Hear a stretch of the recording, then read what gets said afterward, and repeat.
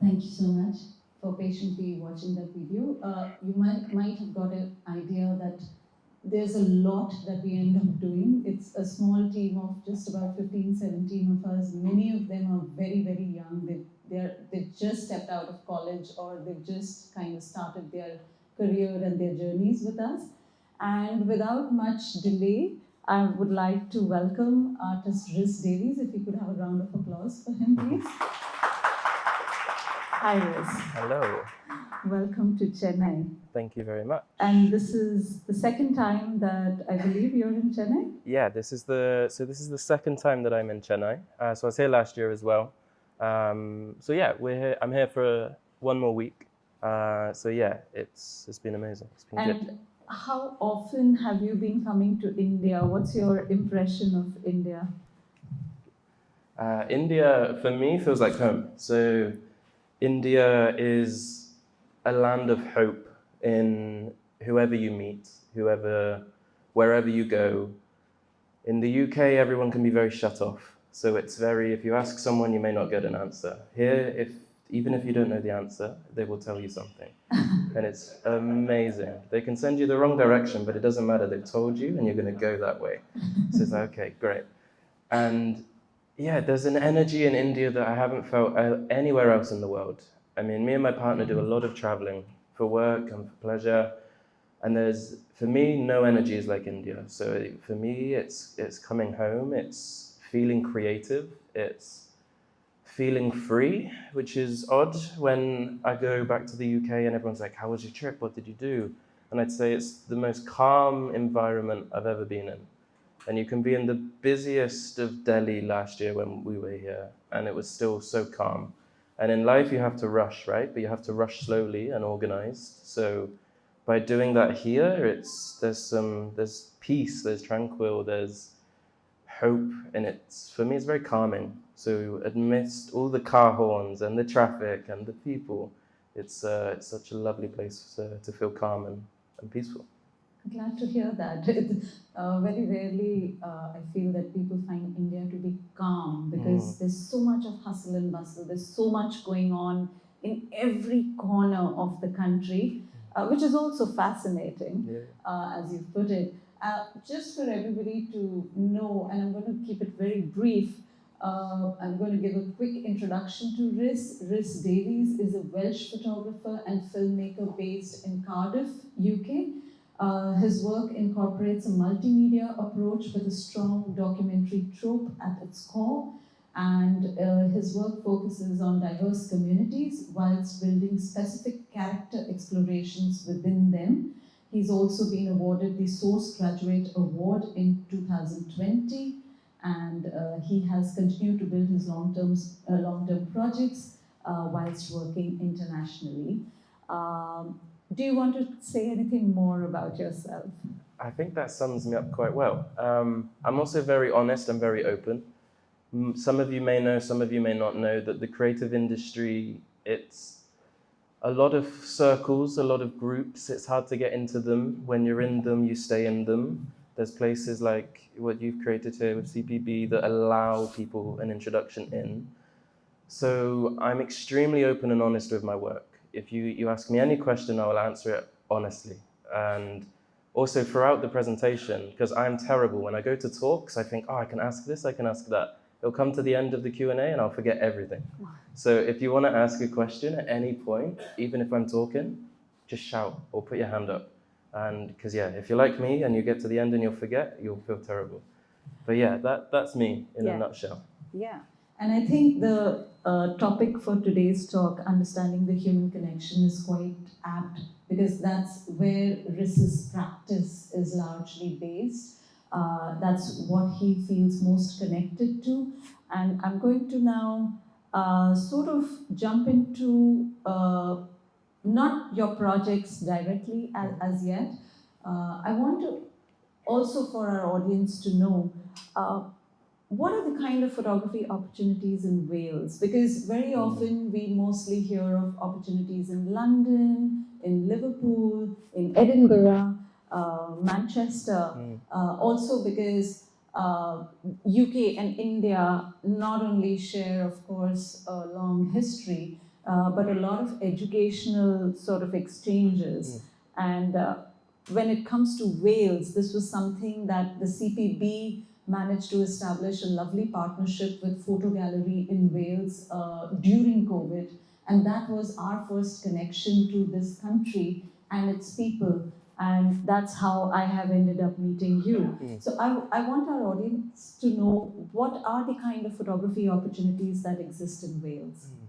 So Wales is an interesting place. It's very small. I mean, the UK compared to India is small anyway, but Wales is a very small country and part of the UK that receives funding from the UK government, the English government. It's a very small amount of funding, so there's not a large amount of opportunity. The benefit of Wales is that it's such a small place that the small budget they receive can go quite far. So if you're in London or Liverpool or Manchester or Edinburgh, like you've said, there is a lot more opportunities, but you also have 100 times the artists applying for those funding, applying to get work or trying to make work. So you mentioned Photo Gallery, which is a brilliant place. They are one of Wales's only photo galleries specifically for the photographic practice. And of course, they're exploring now further into multimedia. But in Wales, there is very few places that you can go and see photography. You can go and practice photography. We're known for our universities, so the teaching of photography is very, very highly regarded in Wales. We've got Swansea University with Ben and Dan. They're doing an amazing course and really bringing in the local community, breaking down barriers. You have the University of South Wales, where I studied, which was documentary photography, which was funded by Magnum photographer David Hearn. You then have Cardiff Met, who also have a strong photography course, which is photography in practice. So there's 3 universities. There's a lot of bad competition between them. So I was from University of South Wales, and whilst I was studying, it was told, you don't mix with the Cardiff Met or you don't mix with the Swansea, your documentary, your doc phot.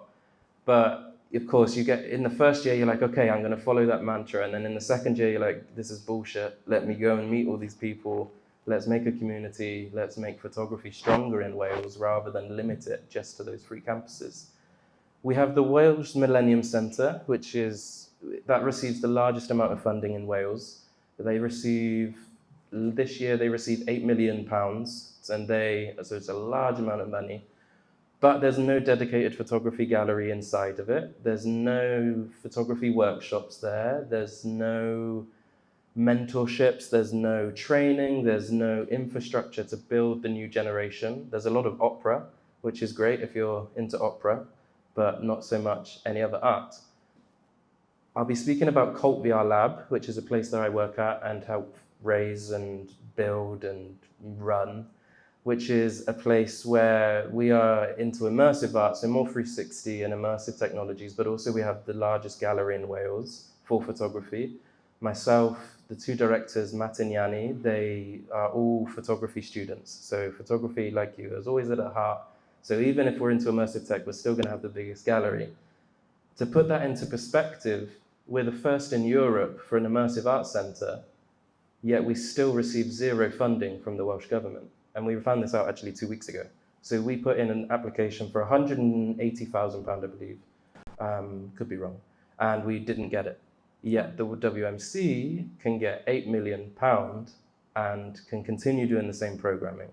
So similar to CPB, we're fighting the battles of trying to find the funding of how do we teach people for free, how do we offer discounts, how do we program when the only way that we can survive is by doing commercial work. So if you're working commercially, then you have no time to help the community because you're constantly on this seesaw of, okay, this month we're going to do 10 commercial projects. That's going to pay the bills for the next 2 months. Those 10 projects takes everyone out of the team. So then we can't give workshops, we can't help. So Wales, similar to India, is a land of hope. Maybe because I'm Welsh, I'm biased, but the Welsh people are very nice. They'll always give you the time of day. They'll always help when they can. But in terms of opportunities, in Wales, it seems that you have to take it or you have to make it. So whereas England, there's a lot of open calls for work. There's a lot of open calls for funding. And in Wales, you really have to say, this is an amazing idea I have. I really need you to fund it. If you don't fund it, you're going to miss out. And I'll either fund it myself by working extra hours, and then all the credit's on mine and not yours, and then that doesn't help you, which would then help the community. Or, you reach out like I've done to Shuchi and say, hey, I'm in Chennai. Let's do something together. And now if any of you are in Wales, or if any of you come to the UK, you know me. And then you can come to my place, and you can come to the studio, and you can come. So it's a small but interesting business to float through in Wales. Right. And I think that's what community is all about, that we can sit at home and make these connections like we did during COVID. And today we have the opportunity to actually travel and meet each other. They have the Cult VR space that he was just talking about is an amazing space in a large warehouse in Cardiff, where they have one of the most amazing dome structures on which they project a lot of films. In fact, Rhys is offering a workshop on the 4th. In case if any of you are interested, you can connect with our team at the end of the talk today. It's how to shoot 360. And this is something that we plan to go to the Besnagar beach on Saturday morning, make these videos, and he's going to take them back to Wales, stitch them up, play them on his dome, and we can all join on Zoom. This is just in a nutshell. I'm letting you know, if you're interested, now, today is your only chance to sign up for this workshop. But moving on to how you became a photographer and why photography. And I think that's where, in case if you want to start showing some of your slides, it might be nice. So photography, for me, is an interesting introduction. So originally I wanted to be a vet. I wanted to look after animals. So you can tell that the two link very well. And it was when I was going to college, I had applied for the veterinary course and I'd been accepted. It was the best in the country. It was all amazing. Way. And then you find out that you've applied for the wrong course and you've applied for the level above what you should have. And then it ended up that I would have been too young to perform surgery on an animal. So I needed to do something for 6 months just to pass that time by. So then I was like, well, I don't mind photography. Photography is fun. I take it on my phone. I go to the beach, I take a photo. So yeah, let's do that for 6 months. It'll be fun. So then I apply and I get in and I go to college. And the plan was always to go back to veterinary until I met my lecturer at Western College, who introduced me properly to photography and to documentary photography specifically, because he was a documentary photographer. And it was as if the entire world had changed. And I'm someone who gets obsessed with things and then will not leave it, which is very annoying because I can change things very quickly. I can be like, this is my new thing I'm obsessed about. Now I'm obsessed about this. So photography became my obsession for 6 months. So I'd go out and I'd shoot every day and I'd be introduced to photographers and I'd be introduced to historical photographers and the way that I could tell stories. And it was as if in that moment everything had changed. It was, okay, I'm a photographer. This is it. I've always loved telling stories. I've always loved watching movies. I've always loved exploring art. I come from a family that does not explore art. So I'm the very opposite of the rest of my family. They're very traditional. They're very working class. They're very labor, build. That's it. What is art? Who is art? You're not an artist. So it was interesting that I fell in love with this, and my parents were very supportive, which was nice. They were saying, okay, go for it. You're happy? Let's go for it. But we don't have any money, so then you need a camera. So it's like, okay, what can I do? Okay, I'll go work at my friend's dad's Bangladeshi restaurant. And I'll be washing dishes, because my dad said, that's fine. If you want to be a photographer, but I can't buy you anything. So I'm peeling potatoes and onions for £2 an hour to save up for the first camera, get the camera, great. Now I'm rolling. And we're there, we're good. So that was my introduction. Notes. You have to peel potatoes and onions in order to buy your first camera. That is life, right? Is potatoes and onions. They're the reason for everything. Totally. And especially in photography, apparently. So that's where it started. It was okay, I've got to wait 6 months, let's do photography, it'll be fun. madly fall in love with it, explore photography. I had an amazing tutor, which is why spaces like the CPD are so important, because they can introduce you to so many things that you wouldn't have heard before. I highly recommend you go and explore their photo book library. You don't need to know the photographer, you don't need to know the story, you just need to see the images and you'll soon realize, oh wow, I can tell a story like this, or I can do this. So then I finished the course, and the course went well, I graduated, and I had the decision, okay, do I want to go back to veterinary or do this? So then my lecturer said, okay, there's this course in Wales, in Cardiff, I think you should apply for it. And then it ended up, I did the research and I said, okay, well, they get thousands of submissions a year. They only accept 25 people. I'm not going to get in. I'll just go back to veterinary. And he said, no, apply. So I applied and the interview went well. I'll speak a little bit about the interview stage a little bit later on. And I got in, and from there, that was 3 years of learning and being surrounded by photography every day. So it's not I wish I had a better story. I wish I had the story of I was a photographer since I was born. I was running around with a camera. But the reality was I wanted to be a vet, and I've ended up here and falling in love with something and making it my life. You know, it's not a career, it's not a job, it's your life. When you believe in something so much, it consumes you. So this is, that's how I started and continue. You. That's a beautiful story and a beautiful journey as well. Because I can relate to that as well. I never knew that I was going to be a photographer someday. And I was a writer, I was working in advertising, and then one fine day I just gave it all up, and I didn't know what I was going to do next. But I can so resonate, when you say that photography just kind of takes you in, and that is the beauty of this medium, that it's not so complicated. It's just that you have to keep at it, and one day you will find the language that you're speaking through visuals. And that's something that I found in Rhys's work when I saw it for the first time. And I'm going to come now to the beautiful part of your work that I was completely taken in by. A large part of your work focuses on your family and a very, very intense personal journey. Also, I think the people who we are the closest to, it's also a very complex relationship that we have with them. And photographing them day after day, making a body of work which perhaps in the beginning may not have been conceived as a body of work. You just photograph your family because they're around you, and you just keep on making a lot of these images until you arrive at a point where it seems, oh, this seems to be going somewhere.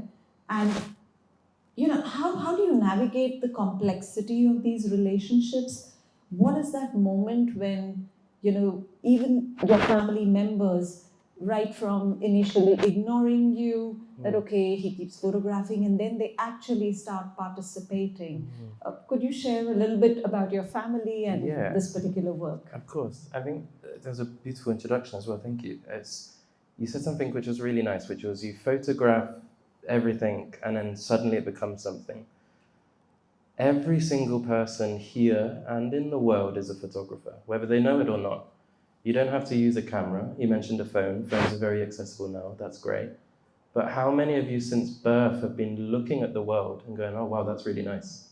Oh, that looks amazing. Oh, why does that look like that? And so you're a photographer already because you're thinking in a frame and you're capturing that. If you go back to your fondest memories, you will feel a feeling, but you'll also have an image. So you are a photographer, whether you know it or not. And that continues through. And moving on to my body of work, which is, primarily my largest body of work is on my father and my family. And in artistic words, I just read out the statement, which is, slowly I am building a new relationship with my father, one that is tinged with self-inflicting pain as his future is uncertain. I need to be close to him as he receives continuous terminal diagnoses. It is his strength that pushes them back into the distance where they remain hidden from view. This relationship stems from the feeling from the last 12 years of not speaking to anyone about his illnesses, This led me to having a trapped vision of him from when I was a 9-year-old boy. It is photography that makes the pain visible and collaborative approach to image making that encourages the intimate, skin-to-skin connections of father and son that are creating this relationship. So that's the artistic words. The real words are that my father is very ill. He's diagnosed with various types of cancers, emphysema. He had 52 heart attacks in 1 year, which was impressive, to say the least, and is fun. He continuously receives terminal illness dates. They say, okay, maybe a year left, maybe 2 years left. If this emphysema continues, it's going to be shortened down on the time.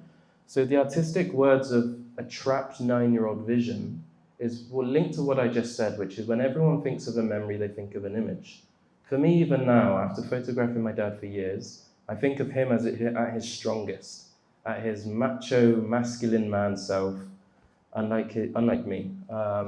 His very proud man, this strong man that provides for the family, when in reality he hasn't been that for 15 years. But I still can't shift that image in my head.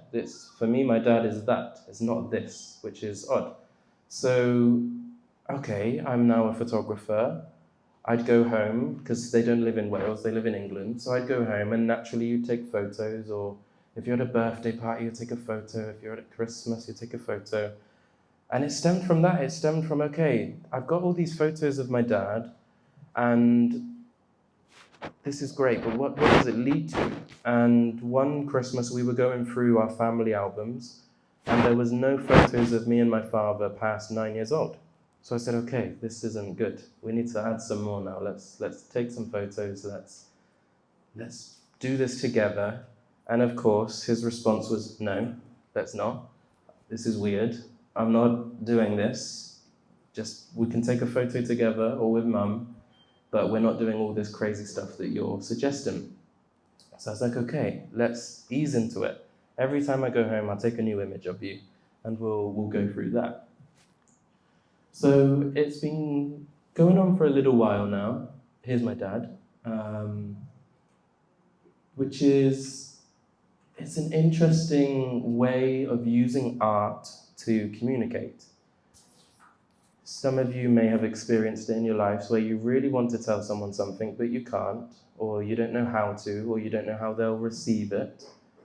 Then I really highly suggest try doing it in weird ways. So for my dad, who was a builder, a very labor-intensive man, all of a sudden asking him to collaborate with me and be an artist, or in his eyes, be a model, right?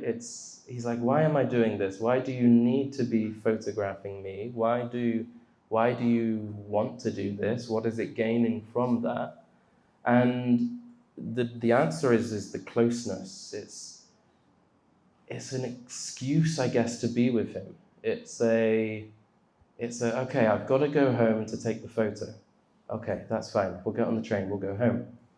If I wasn't doing the project, I don't think I would have gone home as much as I have done in the past 5 years. Because now there's this purpose, I feel like we both know it's an excuse. We both are saying, oh, when's the next shoot? Okay, well, maybe let's do it sooner. So, okay, we'll do it sooner. We'll do this instead. So it's a way of showing pain. It's a way of showing emotion. It's hard, for sure. It's definitely hard, you know.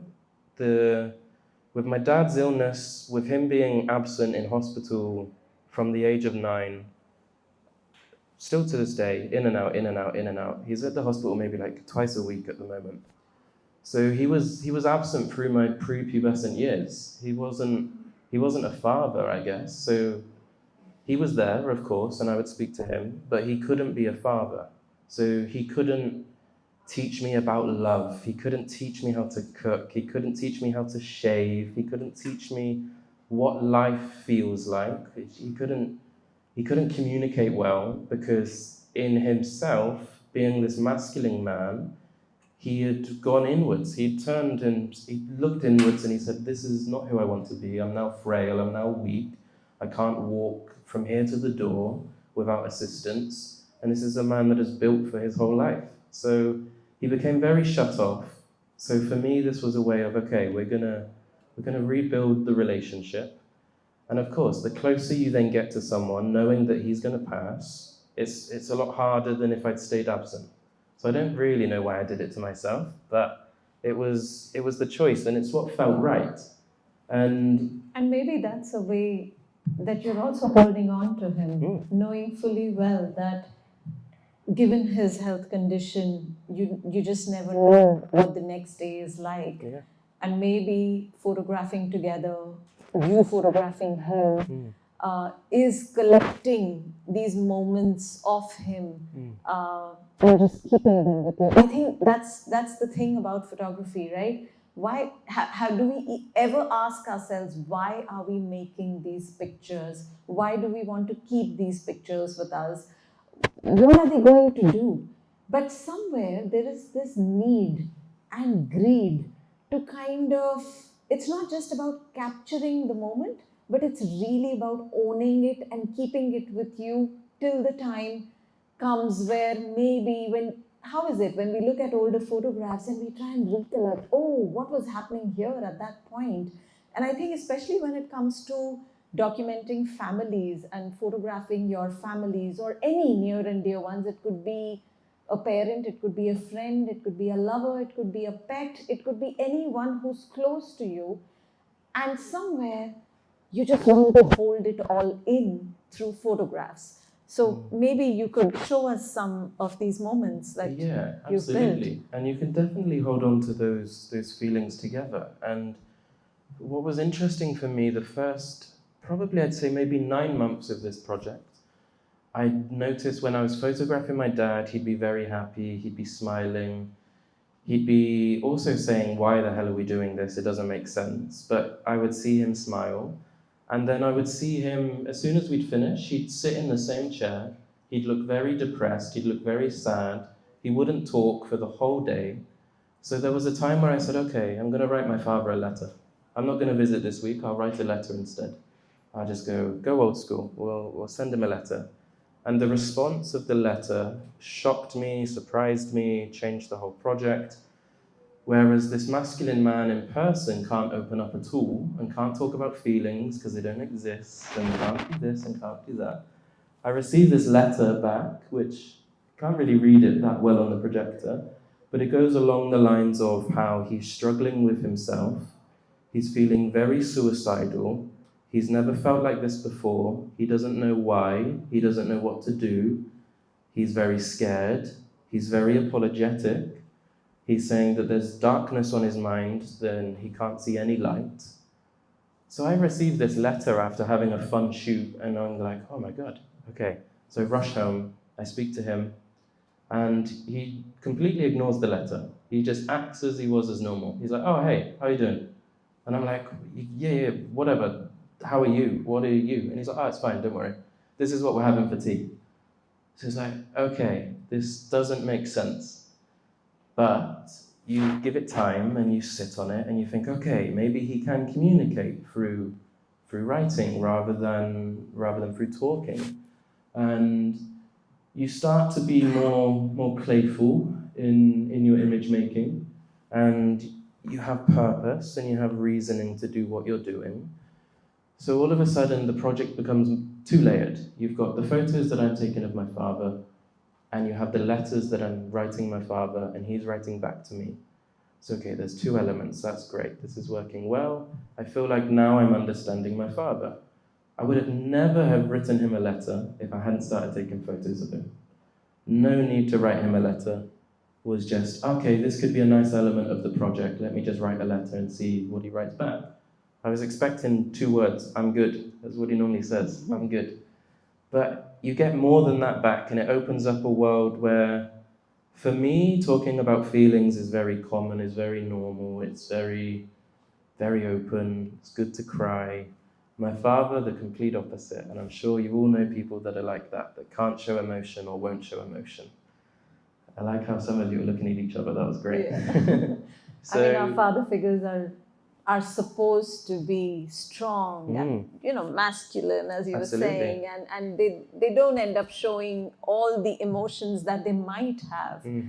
And I guess this is a beautiful way that you've opened these channels of communication, of building this project with each other. Yeah. And, you know, part of that is fun when we can be really playful with images such as this. I must say, he doesn't always water the garden in his pants, but it made for a great image and it was a fun moment. And for me, you know, I've shown this work a couple of times, but for me, what I get from this image will be completely different from what you get. You're looking at this image and you're going, okay, the composition, the colors, the subject, what am I trying to say? And for me, it was like the half an hour of laughing with my dad, just photographing him in the pants, and him going, why do I need to do this? Why do I need to be in my pants? Why are you making me do this? And I was like, well, because it's fun. It breaks down who you are. You're not this masculine man anymore. This new wave of you is soft, it's sensitive. You're talking about feelings in your letters. So we're going to explore this and we're going to keep going and we're going to see how it goes. And of course, there's times in projects where this project can't just be portraits of my dad, there needs to be other imagery. And the beautiful part of that is when you're a photographer and when you see something, it will trigger something, right? You'll say, oh, this makes me think of this person. This makes me think of home. If you have a certain type of food, you'll think of a certain person or a certain family member. So I went to the park and I saw these swans. And I was like, okay, great, this is a really nice image. And it sat on a hard drive for about a year, didn't do anything with it, never posted, never shared. And then weirdly, you find out that swans do this to protect their loved ones, where they actually break their own wings whilst fluttering, they break their own wings to protect their young and to scare off anybody else. So I was like, oh my God, it's like my dad, he's putting up this front through the images and through him in real life. But the reality of that is that he's very depressed, he's struggling, which we see in the letters. So, okay, this image makes the project, and that's great. That's how it sort of moves on. And, you know, the letters keep coming, and they keep coming, and they keep coming. And we talk about everything. And I'm also a hoarder of photos and albums and art, much to my fiance's disgust. The house is filled with stuff. But, you know, if these letters, my dad talks about his mum who passed away 2 years ago, but I have these amazing moments of my dad talking about his mum. And he would, since she's passed, he hasn't spoken a word, but has wrote about how he feels and how he's dealing with the grief. So it's like, okay, this now is more than just photographing you for fun. This is, like I said at the start, rebuilding a new relationship with someone who is your father, which is very odd to try and rebuild a new relationship with them. But it's working and we're close, which is amazing, and he feels good. And what we have, so the image on the left, this is a video of myself and my dad shaving each other. I'll play it at the end because there's no internet, so it won't play now. But it was like, okay, you missed the entire growing up of me being prepubescent and growing up. Teach me how to shave. And he goes, what? And I said, yeah, teach me how to shave. And he's like, you're 21. This was 3 years ago. He's like, you're 21, you know how to shave. You've been doing it for years. I was like, yeah, but you've never taught me how to shave. He's a terrible shaver. He cut me to pieces. So there's these nice moments of, okay, you're my father, let's revisit fatherhood, let's revisit what you should have done, what I'm expecting.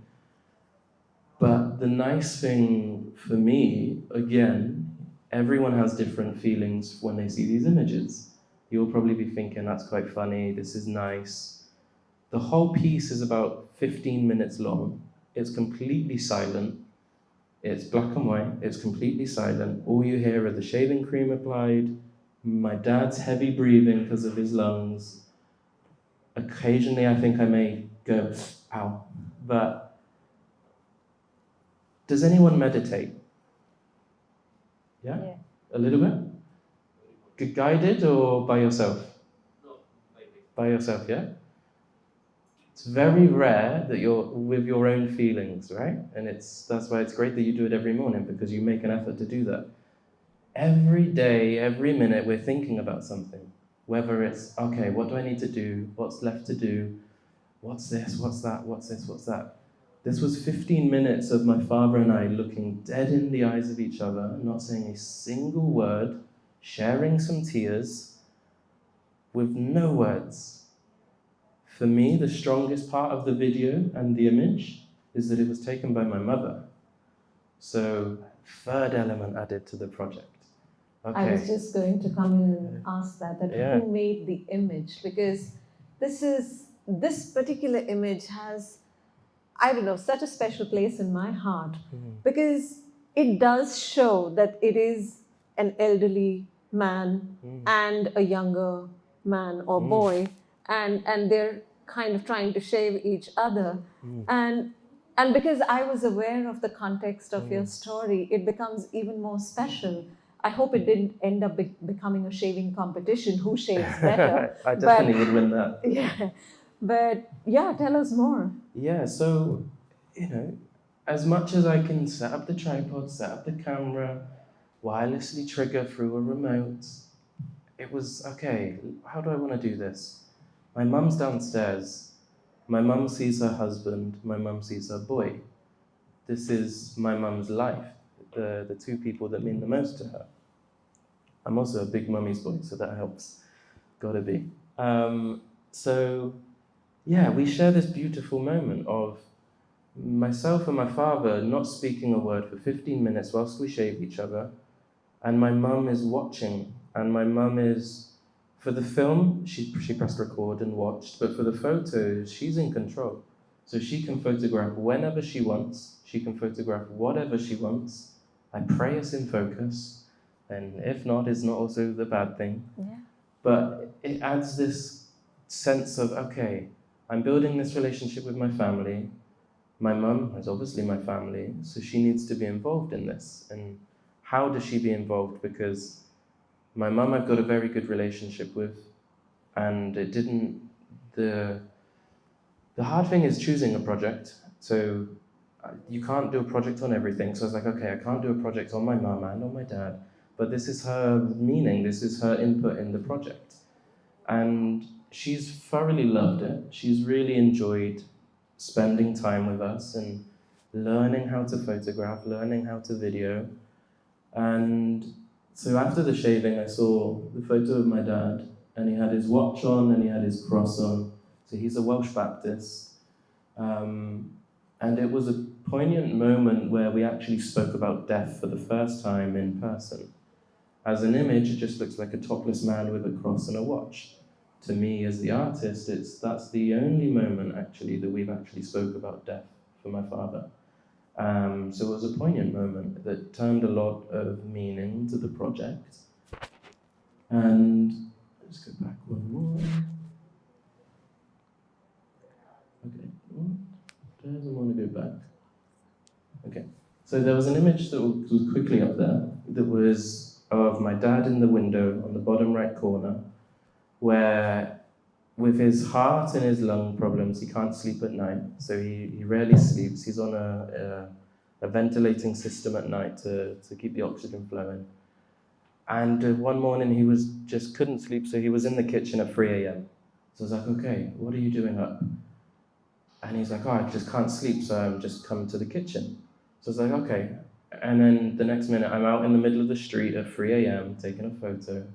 And I come back in and he's going, why the hell are you doing this? Why are you taking a photo? And I was like, well, this is for me the moment, this is an excuse to be with you. I could have gone back upstairs and gone to bed, but it always comes down to the excuse of being with him, making a connection, and exploring that.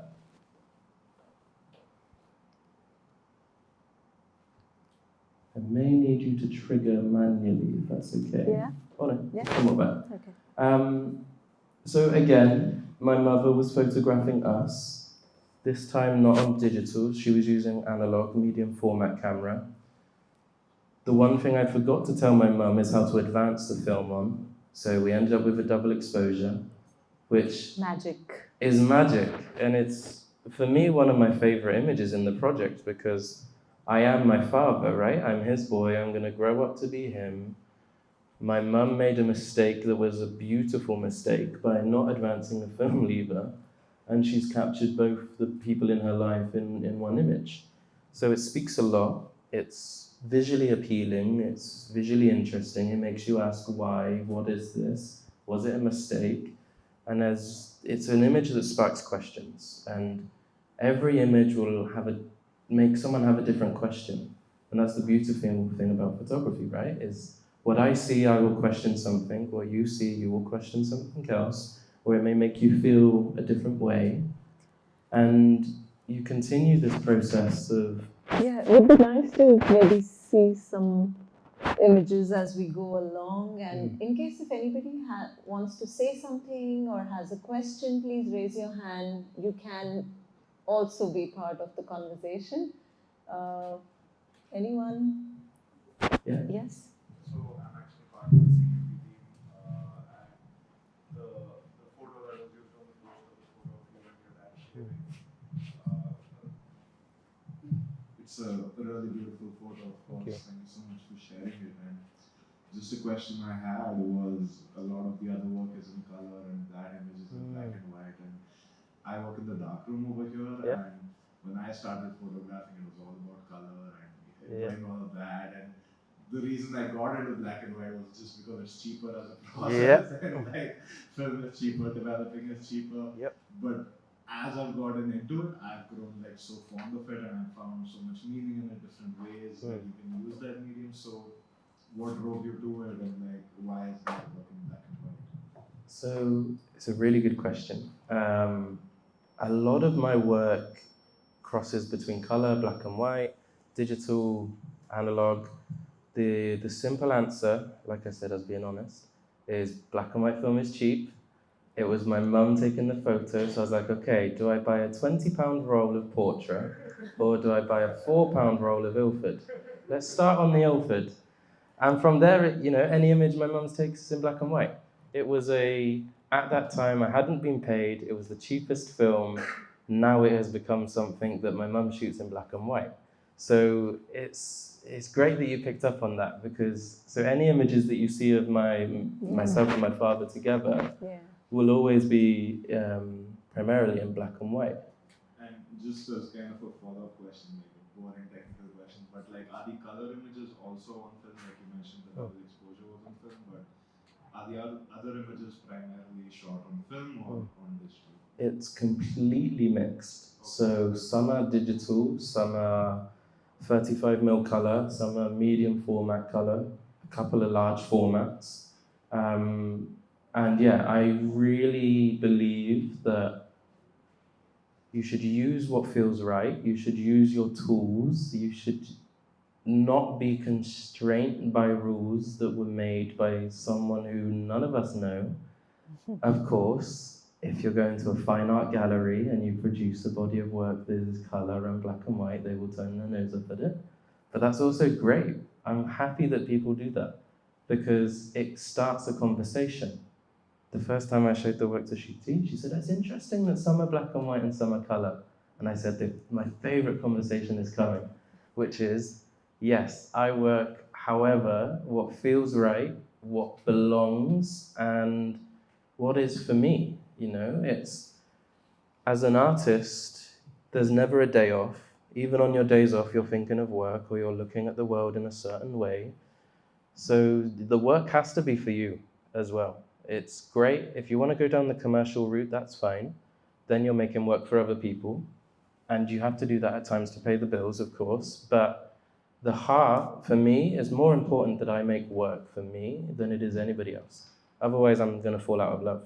I will, like anything, if you don't truly feel it, you're not going to do it. And, you then play around with like self-portraiture, or I gave it away then that it was me. But the nice bit about this image is people could always say, is it your father? Is it me? Who is it? what's the meaning? And that's my favorite thing about this project, is everyone is always asking, what's the meaning? Why did you want to get close to your father? What's the meaning of this image? What's the meaning of that image?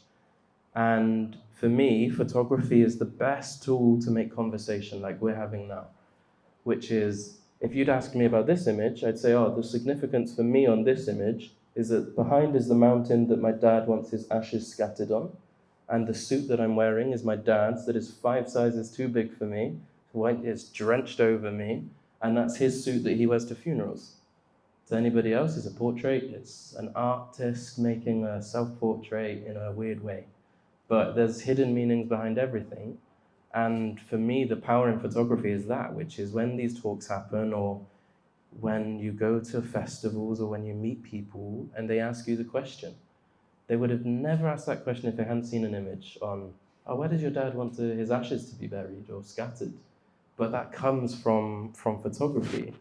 And of course, you find, like I mentioned earlier, through life, you take photos, you start seeing things in a different way, you start adding stories to things that maybe they don't need the story, but you add it, and then it's like, okay, we would go on a hike through the woods, and there was this single leaf that was the last one to drop, and it's like, okay, that's my dad, he's holding on, he's still supporting, he's trying, and it's the last leaf. But and I'm sure we're all familiar with the story of the last leaf. That has come through various films as well, and I think all of us are very familiar with that feeling. Absolutely. And there's time frames on personal bodies of work are interesting. You can feel rushed at times. I felt rushed with this body of work. She actually helped calm it down, which is good. And the answer is always within yourself. It's the only way to learn. It's the only way to know. Again, black and white film, my mum taking the image of the 2 men in her life.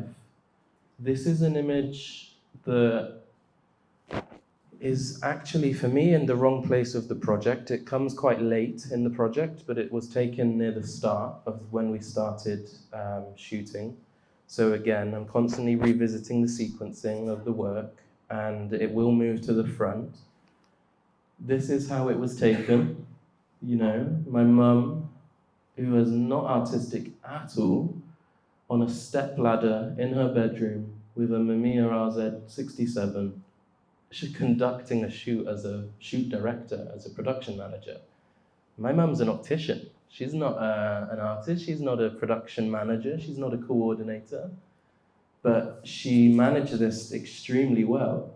And the reason I say that this should come earlier on in the body of work is, so this is the image that you're familiar with, you saw it on the poster, the shaving image. You see how our stomachs are touching? And then at the start of the project, my father would not get close. So he would not do skin to skin. So that's something that took a while to get. You have to go through the motions, you have to learn. And it's only, what I love about that is that only a few people have picked up on it. And it's probably only when I've shown it in that order. But I love the conversations that come from people going, it's interesting that in this image, he's not close to you. But then in this image, he's right up against you, he's touching. And that's a comment on how the project's gone, on how he feels, how he's gained trust. At the start of the project, I said, okay, I'm going to photograph you naked. He went, no, you're bloody not. I said, I promise you I am. I don't know if any of you have seen your parents naked. It's not good. Don't do it. It scars you for life. But it makes a moment. And eventually we got there, and he was having a bath, and he said, okay, if you really want to do this image, let's do it. So I didn't press. I just told him at the start that I will get this image. It's the image that I want. It's what humans are, body to body, skin, life, right? And we finally got the image, which was great, and it's not in this body of work, but it is in another body of work. So you can't rush everything, because otherwise you'll put people off. If you're trying to build a relationship with someone and someone's too needy, then sometimes it won't work.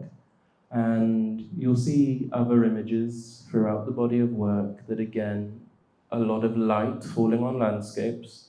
I spend as much time as I can in the mountains, by the sea, which is why Chennai is so great. And we just came from Kerala, so we had some time in the mountains. And again, I'm as far away as I can from my father. We were on a nice hike through some waterfalls in Kerala, and I was still looking at images going, that's my dad. That reminds me of my dad. This reminds me of this part of the relationship. The water crashing down is the pivotal moment. The water building up to the waterfall is that part of the relationship. So it will never leave you, and that's where these images come into play. You don't always plan to make a metaphoric image. Sometimes you'll take images years before, and you'll finally come back to them and they'll go, oh my God, that actually could mean this, which is great. And when you come back to it, that's really exciting. Another example of my mum shooting us in the garden. So if I may just come in here, because it's clearly evident that your mother is playing a huge and a significant role in documenting very beautifully these movements that are happening between you and your father. And when I say movements, there are these shifts that have taken place between the relationship, between how the photographs are being made, and the sequencing of it, which you do later on. Could you share maybe with us, if you've had a chat with your mom, on how she feels about photographing both of you, what this means to her, if she's a co-author in the project per se? Because the project is the objective side of what you're all doing. But it's too close to each one of you. And how is it making her feel? Because she's witnessing the same feelings as you are. Absolutely. And what is her story here? Yeah, so she's the unsung hero, really. I envision and I feel that this body of work is in 3 chapters. Chapter 1 is the re-getting to know my father, the work that you're seeing now. Chapter 2 is what's currently in progress, which is you get to know someone and you're rebuilding this relationship, but then you don't actually agree with things that they agree with. So you're getting close to someone that actually you quite clash with. So my father is the opposite political party that I follow. He has some backwards thoughts. He doesn't behave well. That's chapter 2 for me. Chapter 2 is actually when you get to know someone really well and you find out that actually you don't get on, but it's a pivotal person in your life, how that makes you feel and how you react to that. So chapter 2, my father's not in it at all. Chapter 2 is just landscapes. So when I go and walk in the woods, when I go and hike, if I'm just making images for me on how I feel. And chapter 3 will be my mother. So chapter 3 is when she will always be a co-author in the project, and in chapter 1, 2, and 3. But in chapter 3 is when we'll see my mum, and chapter 3 is when my dad passes, which is very morbid to think of a project on you're waiting for someone to pass, but it's not waiting, it's coming to terms with it. And that's when, like you said, my mother is feeling everything that I feel. She's losing her husband, I'm losing my father. So for her, she is feeling the same as me. And when I speak to her about making more images, she's over the moon. She loves it. I'm also the golden boy out of the 3, so that will help. But there's this excitement that comes from my mum of just spending time with me and my dad. So she's loving the project. She's really enjoying it. And yeah, in chapter 3 is when we'll see my mum, whenever that comes. I'm just gonna move on, because I've got one last thing to say about this one. So, the COVID pandemic, I'm sure, affected all of you very badly, as it did a lot of people. For me, with my dad's illnesses, it was a very strong worry that if he caught COVID, then that would be it. So he was extremely cautious and he stayed inside for the longest of time. And then as an artist, you're like, okay, this virus won't last long, right? It's a couple of weeks, it'll go, and then I can go back to making my work. But it doesn't. So we continue writing the letters because that's part of the project and it's good to check in with him and he opens up. But I was like, there's no imagery being made and this is an issue. How do I come about this? I can't come and see you. It's against the law in the UK. I don't know how strict rules were here, but in the UK, if you were caught traveling more than, I think, 5 miles or more, or for a reason other than exercise, then it's punishable by arrest and stuff. So it's like, okay, Dad, I'm going to give you a camera. You're going to become the photographer. I'm no longer the photographer. And you're going to take an image every single day. So he goes, okay, sure, whatever. And I said, I want you to think about it metaphorically. Try and convey how you feel in your images. It's going to be on slide film. So please don't mess it up because it's incredibly expensive. But for me, that's what felt right. I could have given my dad a digital camera and it not cost me anything. But what I wanted to gain from this was I wanted to see my dad's world. I can see my world and I can think I know what my dad's feeling, but I really don't. So, okay, Dad, here's the camera, here's the roll of film. I've posted it to you. We'll go on FaceTime, I'll show you how to load it, I'll show you what to do. It's a little point and shoot. So he's been doing that now since the pandemic. So he is probably more of a photographer than I am in this now, in terms of numbers of images. The reason for slide for me was that when this work exhibits, the slides will be in the exhibit. The slides will not be scanned. So if someone steals a slide, then they've taken that moment away. So if they consciously want to do that, then that's on them. It's my dad's choice to take the photos. It's his way, it's his life. I shouldn't control what happens with that. So it's very raw, it's very unedited, it's very untouched. The only thing I do is when he gets them, or when I get them processed, is I just date them. So I say, okay, this is the chronological order, because then when they're in a display of, say, like 2,000 images over the span of like 5 years, I think my maths is off on that, but then you can really see physical dips or hikes in his emotions and how he's feeling. It's going well, I would say. I'd say I have far too many photos of the dog than I would like, but it's his life and it's his world, and that's what's nice about it, which is he now feels fully in control. You know, a lot of us collaborate. We know what it feels like to collaborate.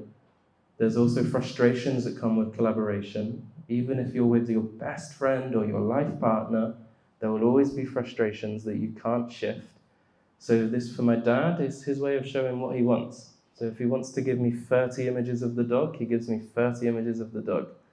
And that's it's what I like about it. It's changed how that project is now.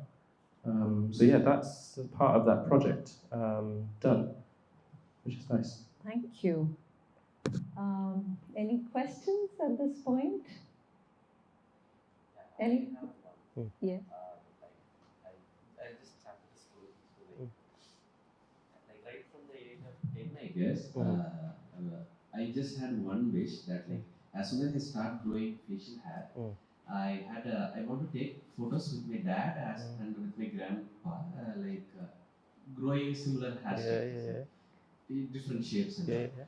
And like in Tamil there was a movie called Singham, so where the protagonist will have different kind of a mustache. So I wanted to try those things, French beard, only mustache and clean shave like that. Yeah. But once like around 18, when I was 18, I lost my grandfather, and I was like the tender mustache was there, so I couldn't do that with him. And now I wanted to do with at least with my father, but like he is. Whenever I ask him, like, whenever he grows beard, I ask him like, can you do something like that? And he will be like, no, like this is me. I won't do anything like that. But last month, he suffered with the first major heart attack. And after that, I still want to do at least something like this because, like, after seeing your pics, I just wanted to do something like that, but I don't know how to ask him or persuade him. Yeah. So, how was your journey? Like, how did you persuade your dad? Okay, so that's an amazing question. I have two things to say. Your granddad, sorry for his passing, you can still do that project with him. Do you have photos of him? No, or like maybe 2, 3, I guess. Then you have 2 free images to make. You have those images of him. It doesn't matter that he's not in that shot. It's still you and him. That connection is still there through generations. The fact that his is on paper and yours is on camera doesn't matter. So still do that and follow that. The second, to get out, my father, it was hard to come around. It was, the weaker he got, the more he was open up to doing things. The more I was there, the more he was up to doing things. The shaving, luckily my dad likes to be clean shaven. So I can imagine that's a lot easier than if you're trying to change his style. The way I would approach you to photograph your father would be ask him who his favorite actor is, find various different images of that actor in different movies with different hairstyles and say, look, you can be this, you can be that, you can be this, you can be that. So, whoever you want to be, let's say Rajnikanth, okay, he wants to be Rajnikanth, you're gonna say, okay, from this movie, from this movie, from this movie, from this movie. Here he had a full moustache, here he was clean shaven, here he was full beard, here he had some weird thing. Then say, okay, this is what we're gonna do. And just be persistent, but be persistent whilst being cautious. So, I spoke about the image of photographing my dad fully naked for the first time. I'd mentioned it a couple of times, but it wasn't every time I'd go back. If you see him in the bathroom or if he's going to shave, just say, it'd look cool if you shaved this. You'd look good. And, this person would like it. And then you start trying to, not manipulate is the bad word, but manipulate your father into thinking that he can be his favorite actor or whoever you want him to be. People don't like change, so it's always hard to come around that. But that's how I would approach that. I would fully go the actor route and just say, okay, we can recreate this. And, spend time. Time is everything. And hopefully he's healing well from the heart attack and he's okay. But yeah, you find your way. And when it's the right time, you'll figure it out. And it's something called snap. And you'll go, okay, you liked that, so now let's do this. And that's what I'd recommend. All right. The question is, if it's a documentary photography, then I think every image works like an evidence, for want of a better word. It's sort of like archives something which can be used as an evidence in order to bolster the hypothesis. So in which case, my question is, what are these photographs evidence of?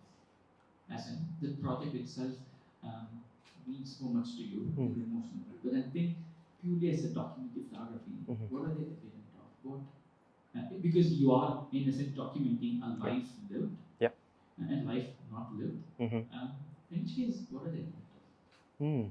That's nice, actually. I think depending on where the work is for, who the work is for, can depict what that evidence is and what that's actually documenting.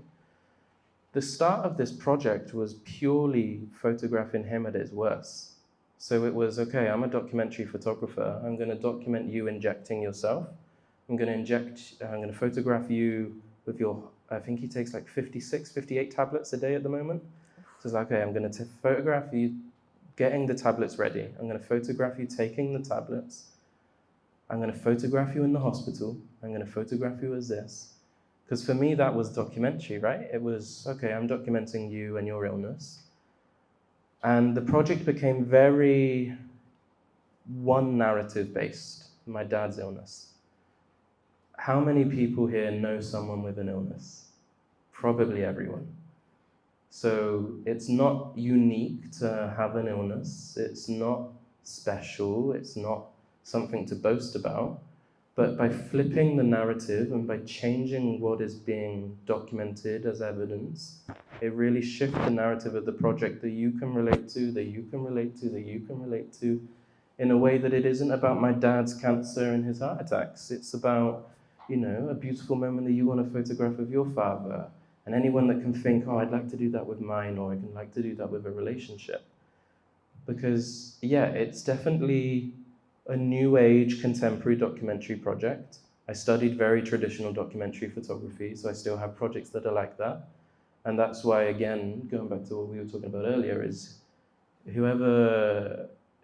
didn't make the rules, so I'm not going to follow them. And that's a quote by W. Eugene Smith, who was an amazing old photographer. The quote's at the end of this as well, which is that, in traditional terms, it's not a traditional project. It's very artistic, it's very left field, and it doesn't show illness. But what it does show is hope. It starts conversations, and it starts creating opportunities to talk, basically. So I'd say that is what it's evidencing, if that makes sense, in a weird way. It also probably is about documenting a family in this given period of time. And I think when you speak of archives and when we look at older family images, what people were like, a lot of the older studio photographs, you hardly see people smiling, ever. And there was a reason for it. They had to hold still because it was not the era of digital. They had to hold, they couldn't blink, they couldn't so how do you continue to smile for those many minutes or whatever time that it needed, right? But also, perhaps it was the kind of culture that, can you smile? Can you put your hand on each other? Can you do this? Can you not do that? And we saw those shifts every decade, the 50s versus the 70s versus, of course, post-2000. And now, I think, who is family now is also a question. Many people you'll see photograph themselves with their pets more than with their parents. And our pets are much more immediate families than sometimes, also because maybe we are not living with our parents. Like, I don't live with my family here. Many of us live in other cities. What is our identity over there? Who are we close to? And I think a lot of these archives are about that particular time. It's about what people are witnessing, what they are feeling. And that's the beauty of photography, that you can document what's relevant to you, and yet you are part of a larger social construct. You're part of a certain era. So today we are sitting in 2023. Free. Yes, sorry, I just had a moment. So we're sitting in 2023. This is what this year is about. These are the kind of photographs that Rhys is making. What are the photographs that you are making? And I think that's where, when we say that each of you are photographers, you don't think of yourself as proper artists or photographers because you never look at your work from that perspective. They're just lying in hard disks, or they're usually travel photographs or general photographs you're taking with friends or selfies. But even selfies can be a huge documentation in a particular period of time. If anybody wants to make a contemporary project, that's your project, because that's the fad of today's time. Even a small kid knows how to take a selfie. So I think it's really about how you're going to apply your vision into making these photographs into a project. So I hope both of us were able to answer your question. If I may. Yes, please. Also more interested in knowing that piece of assembling photographs into narrative. The process of assembling photographs into a narrative, that's the curatorial aspect of it. Yeah. And then there's the aspect in which you take the photographs. As in, like, one, as in you capture a moment. Yeah. And then two, you put those moments into a narrative, which is the curatorial aspect. Yeah. You wonder how do these two things work together, kind of like as a genre for documentary photography. How do these two things work together? Yeah, so they go hand in hand. When depending on the day, you can go to a shoot and you can say, okay, I know the narrative. The image of my dad naked in the bath. I knew from day one that's an image I wanted. It didn't come until 3 years after the project. Because as a capturer and as a curator, I knew what I wanted, I knew what I wanted to say. There's times where you can't curate. I'm not a curator, I'm a photographer. Curating is its own skill, which is to be able to tell someone else's story in a way that suits the artist and the subject is one of the hardest things to do. So when COVID hit and I implemented my father shooting the slides, he became the curator, he became the photographer. When my mum photographs us, she becomes the photographer. It's frustrating because there's times where we've been doing something or, so like the image of when we were on the bed, there was a nice moment actually where my dad leaned over and gave me a kiss on the head. And I was like, Mum, why didn't you photograph that? That's the moment. That's the bloody moment that I wanted. But there's something so nice in what she chose. She felt more from that moment than she did another moment. So she also becomes the curator. So sure, it's hard being both. A lot of the times in the industry, when you make a body of work, you'll then go and show a curator. Or if it's being exhibited somewhere, there'll be a curator. And as an artist, you'll always put your views out strongly. And it's the curator's job to bring them back down and say, actually, have you thought about this? Have you thought about how this could work? So it works hand in hand. It's a hard one to navigate and balance, but yeah, they definitely can help each other. And being in the moment of, okay, are you sequencing the work or are you concentrating on capturing? And for me, that's how I work, basically. And the beauty of speaking of personal projects is you always lose track of time. So just in the interest of time, maybe if you want to share a little more about who your influences have been as part of your work. Yeah. And also,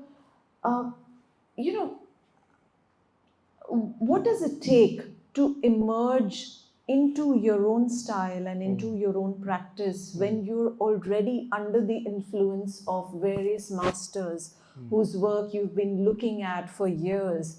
And initially, I think as photographers, many of us, we try and make very similar work to the people who we look up to. And that's classic. All of us do it. Yep. How do you break away and realize that, okay, this is how I'm going to do it, whether that means shooting both black and white and color, whether that means shooting both analog and digital? If you could just share about absolutely. that and maybe show us. So a couple of first influences in my photography from college, coming from this mindset of being a vet into photography, you get bombarded with these artists and you're like, whoa, okay, this is interesting. The first one would be Rhys. He's a Danish photographer who lived in New York. He photographed the slums and the child factories that were happening in New York. The main inspiration from him was that in New York it was dark. He was shooting film, obviously. It was a long time ago. So he created the flash for photography. So he used gunpowder and a pin drop, and he's the first photographer to use it off camera. So it was like, okay, he had a problem. He wasn't getting enough light. He literally made mini explosions next to him to get enough light. Amazing. He needed the shot. He got the shot. That's how he's doing it. So his work was always been in my mind when I'm working. Next is Catherine Opie. Very explicit work. She works in America and she's still a lecturer. She felt at the time in America that she wasn't accepted being a lesbian, or an artist as a woman. So she decided to say, screw the art world, let's make the most strongest self-portraiture I've seen. The one image on the right is her in a bondage mask with needles pierced through her arms and her skins. The word pervert sketched into her chest that she did herself, because she was saying, this is how the art world sees me, or this is how society sees me. then this is how I will appear for you. The image of her and her wife on her back, that was her dream. Her and her wife with a house, nice guy. Okay, that's my dream. I'm going to put that on my back because people don't want to see the back, they just want to see the front. An image that was taken, I want to say about 7 or 8 years later. Her and her wife had a child. You can still see the remains of the pervert sketched into her chest. So for her artwork, she literally scarred her body for life. And that's the commitment that she went to for that. Next we have Don McCullum, a very famous English photographer who photographed a lot in the Vietnam War. And another good point is you can learn to hate your idols, because I don't know if any of you are familiar with the work he made in India, but it is terrible. And he said that India was the smelliest place he'd ever been to and filled with slums of people with despair. So I no longer like Don McCullum, but it's also important to realize when you did like him and what he influenced. So from seeing his exhibition in London was my first time reading about the work. I was completely outraged. I went and spoke to the curator. I was really not happy with it. But it started a conversation and it changed. And, I then found this within the project of my dad. I'm very strong Labour supporter, all for human rights, and my dad is somewhat the opposite. So you learn to clash and you learn to hate the people you love. And it was the same with Don McCullum, but his way of working shows truth and it shows the human at its simplest form in war or love or death. Then we have Polemy Basu. I don't know if any of you are familiar with Polemy, but her work is incredible. She's working in India and exhibiting internationally. She's a huge, huge artist. The work that speaks the most to me is called Centralia, Blood Speaks. And this is a project where women are exiled from the house when they're on their periods. They're not allowed to touch the god, they're not allowed to touch the house, they're not allowed to be with the man. So the entire body of work is the women in the huts that the men have built for them, or that the women have built for themselves in some cases, and how photography can empower the world. I learned about this project when it came out through it being on WeTransfer, which was a very strange place to learn about this body of work, but also how amazing that Polemy got a commission from WeTransfer. So that anyone wanted to send a file, they were met with an image of a woman that had been exiled just by fucking Mother Nature. It's crazy.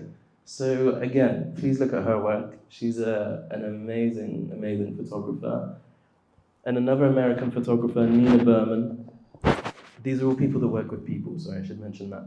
And her story of following a sex-trafficked child from all the way up from 16 until current day, and how she uses multimedia to tell her story. When you do such a close body of work to someone, of course you have your own narrative. You know how you want it to look, you know how you want to display it, but what does the other person want from it? In my case, what does my dad want from this? Does he want an image of him naked in the bath in a fine art gallery? Probably not, because he despises them. So, okay, that work doesn't live there then. Does that body of work become a book because he likes reading? Yes, he loves the idea of photo books, so that comes to that. This work with Nina, she uses sketches that she has drawn, images that she's taken, letters that they wrote, so it's another cross-platform, multimedia piece, which is really beautiful to look at. And this one's called An Autobiography of Miss Wish. So university, I told you how I wasn't planned to go there or wasn't planned to study, but I did. And my interview went well. I thought it had gone terribly because I argued with the lecturer, so that's never a good sign. But we were talking about a photographer called Lee Jeffries, who's a Manchester-based photographer who photographs homeless people. And he uses direct flash, and he uses methods that really encapsulates people looking at their worst, or like they're scary, or that they're dangerous. And as a photographer, you have the power, and it's really crucial that you in yourself know this, that you have the power on how someone looks. If I want to photograph you in a flattering way, I'll use a soft light, I'll use a slower shutter speed, I'll use a nice aperture. If I want to make you look scary, it'll be direct flash, low aperture, fast shutter speed, so it's just your eyes and your wrinkles and everything coming out. And he chose this approach, which I had big issues with, of him photographing homelessness all over the world and conveniently never replying to an email that I sent him asking for an interview or to talk, because it's still unclear how much he donates to charity of these people, or if he works with them again, or if he actually helps them. And the fact that celebrities buy his multi-100,000-pound prints and put them up in their nice homes. And it was good to have this argument with the lecture, because it stemmed that she was just testing me on whether I would back down from an opinion or whether I would fight an opinion, because she also follows the same feelings as I do, which was great. So then, as a photographer, I'm like, okay, I photograph homeless people quite a lot. How do I do that in a different way? So this is a portrait made of Asuf in the city of Westminster, London. I sat with him, I spoke with him, I helped him in any way I could, spoke about a project, he was happy, he wanted to actually do it. So I said, okay, we'll take a portrait of you, and then we'll sit together with newspapers that are on the stand to the right of his shoulder, and you cover yourself however you want. So he ended up making two. So on the left, he said that he wanted to do something on how he feels after the interaction, and on the right is the image where he felt before, on what society thinks of him. So he used newspaper cuttings of words like degenerate, die, paedophile, waste, horrible, sore, very negative words, and then on the left he would use words such as home, love, care, and this was just after like maybe 6 hours with him that his thoughts had changed on how he was feeling and how he was seen as a homeless person. Then, oh god, that's a very young image of Rhys. This was back in my hometown, Weston, where I was in the paper for making a change with homelessness. I discovered what diptychs were, which is two images that go side by side and correlate to each other. So the project turned from, okay, I would photograph the homeless people, I'd get to know them, get to know their name, what they want, what their life goals are, where they came from. And then it would be over the course of months, I would see the same people. And when I was going to Cardiff, I said, okay, I'm going to photograph you again because I'm going. And the difference is in the diptychs are how, when I met them versus how they are on that next day. So we went back to the same spots, and sometimes we'd have to ask other people to move out of the way for the photo. And what we saw was, when we first met them, they felt the same, that another photographer had come to ask for a photo. They were pissed off, but they needed money. So that most of them, their heads were down, trying to cover, and then at the end, they'd unveil their face and they'd get to know you. They were really happy with that. Moving on from that, you then learn, okay, you actually don't need to photograph people to show people. Martina Mullaney, an Irish photographer, makes beautiful work of homelessness without photographing homeless people. So then my whole practice changed again. And it's, Shuchi mentioned that you try and imitate photographers that you inspire to and that you like, and it's very, very true, you do. So for me, I haven't photographed a homeless person since seeing Martina's work, because she's done the perfect job. There's nothing else to say. You don't need to photograph a homeless person to show homelessness as an issue. You can show the empty beds or the housing crisis throughout any country, which works really, really well, which is very strong. That project's called Turn In, which is very good.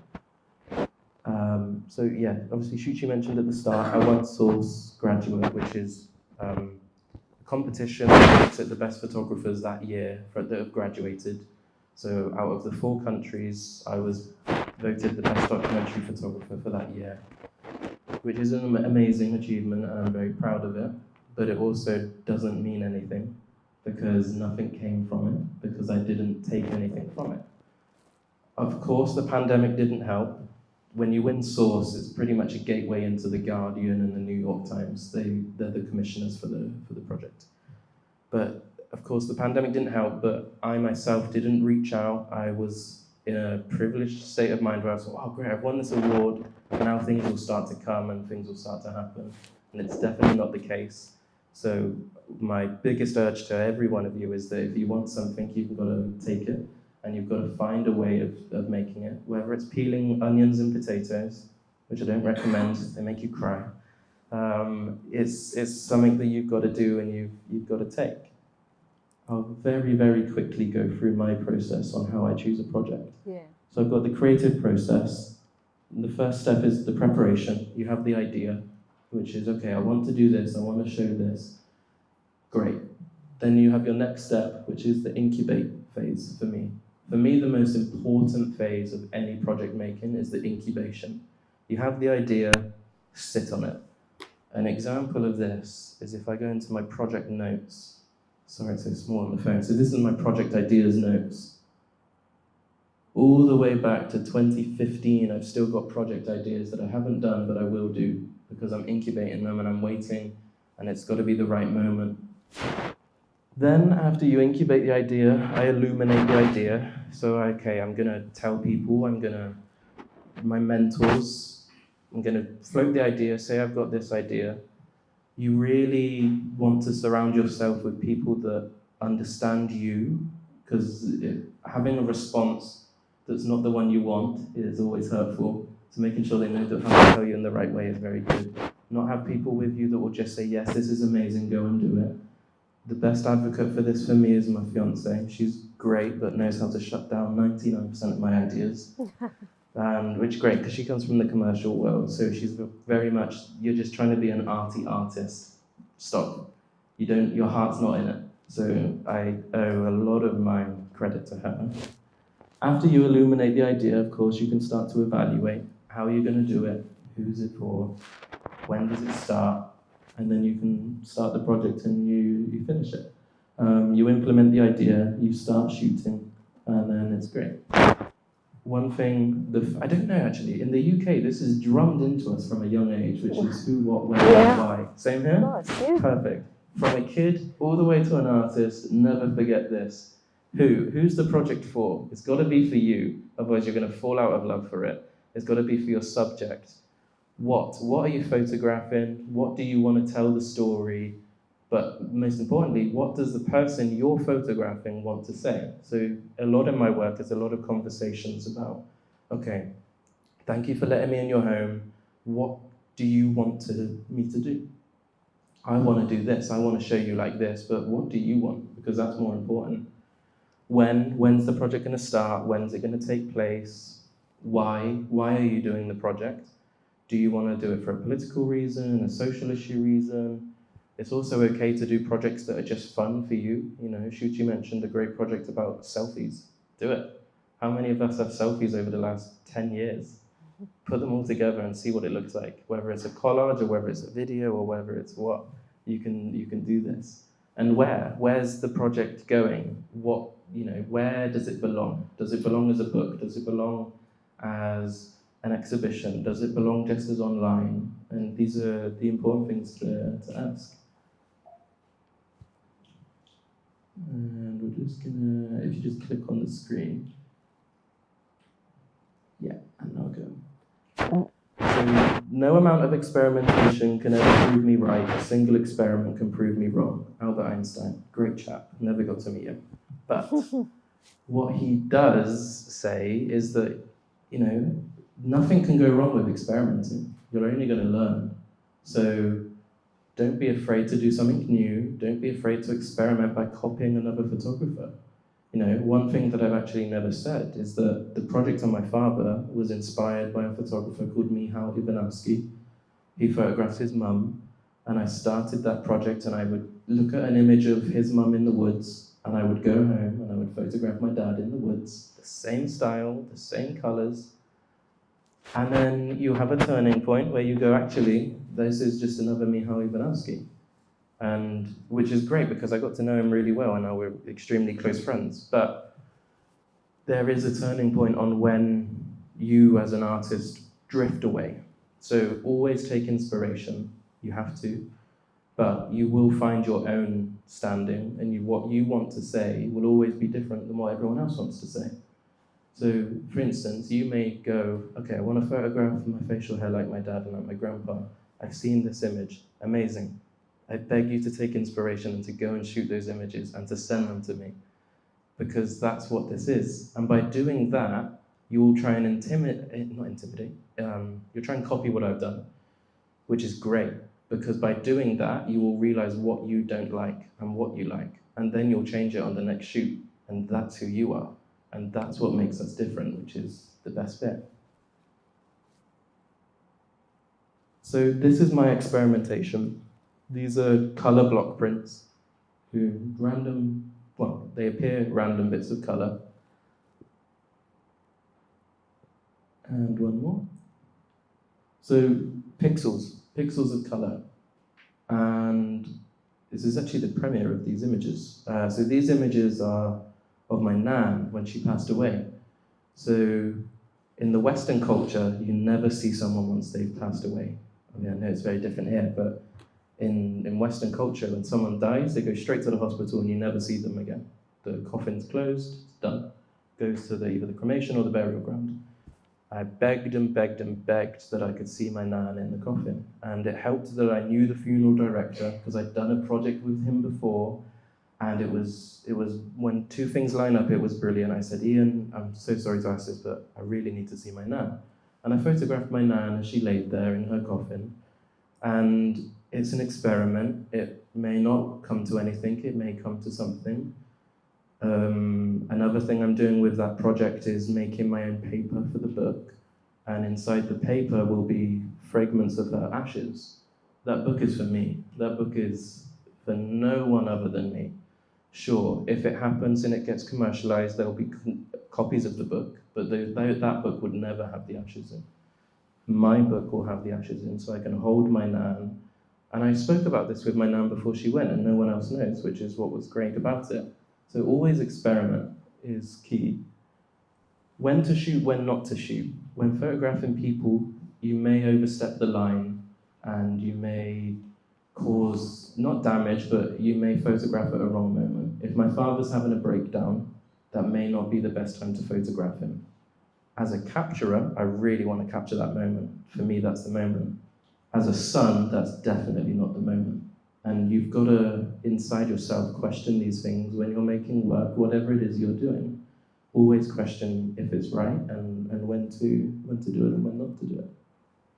I've spoken about what I want from photography and the closeness that I get from my father as an excuse to go. So yeah, your approach is everything. And yeah, that's pretty much it. I've got 2 more projects which, if you could just keep flicking through them, that would be great.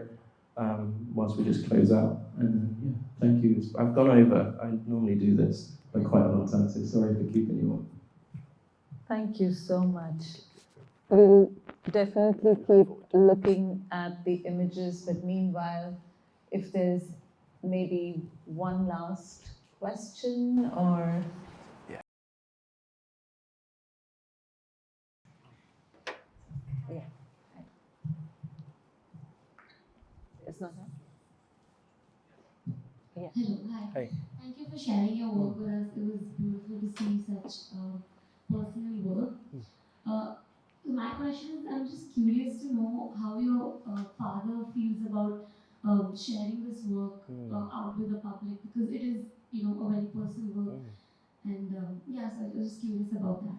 Yeah, so at the start, he was very much against it. So he was obviously no to the photographs, no to the book, no to the exhibition, no to the talks, no to this, no to that.